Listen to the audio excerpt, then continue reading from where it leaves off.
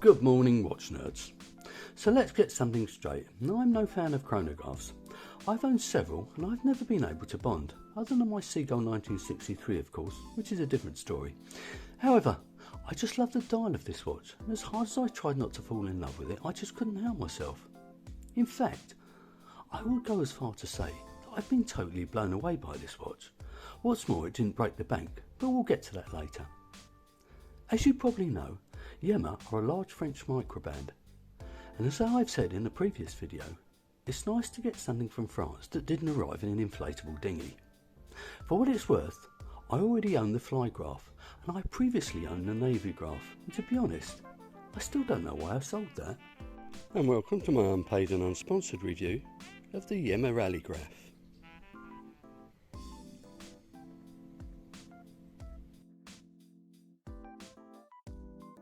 So let's have a look at the dimensions. Well, the case is 39mm, the lug width is 20mm, the lug to lug is 47.5mm, and the depth is 13mm.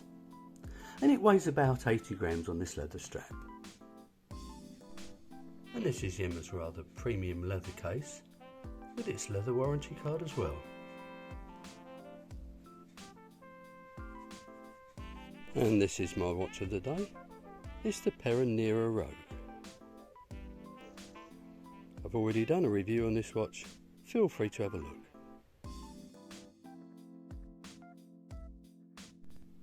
It's a signed push-pull crown that is well knurled and operates the movement without issue.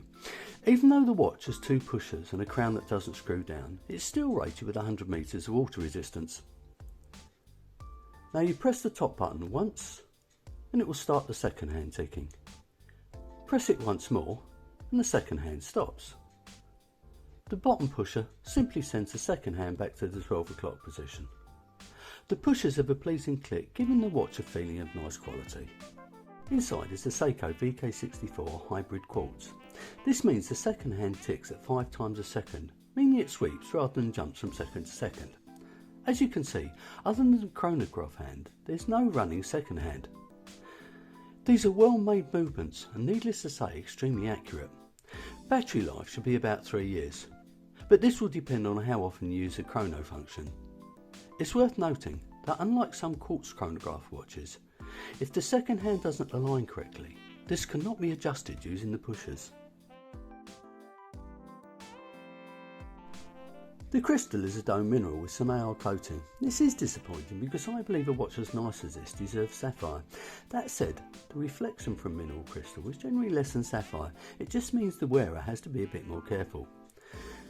Now the case is fully polished, which is probably in keeping with the watch's vintage look.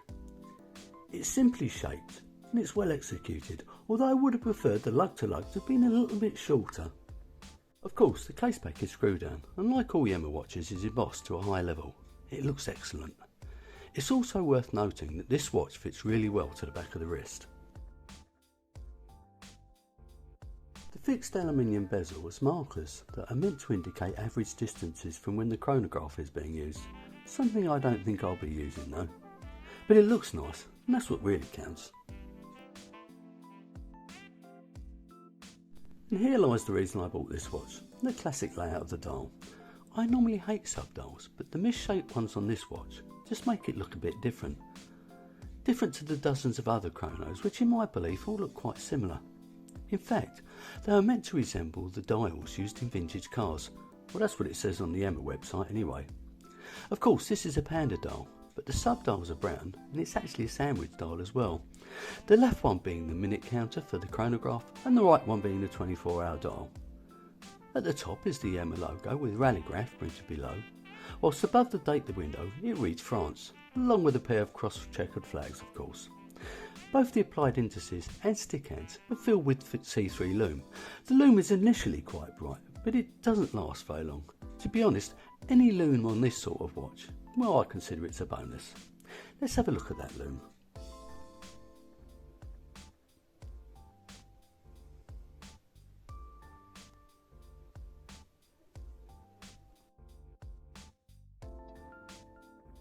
Now the watch arrived to me on this Yema branded Milanese bracelet. Now I don't mind Milanese bracelets, but in my opinion it's totally wrong for the watch. Now the seller did include a nice Kokoda rally strap as part of the sale, which I believe suits the watch much better. Now according to the Kokoda website, these cost £38. It's a very nice and comfortable strap, but to be honest, at £38 it's a tad excessive.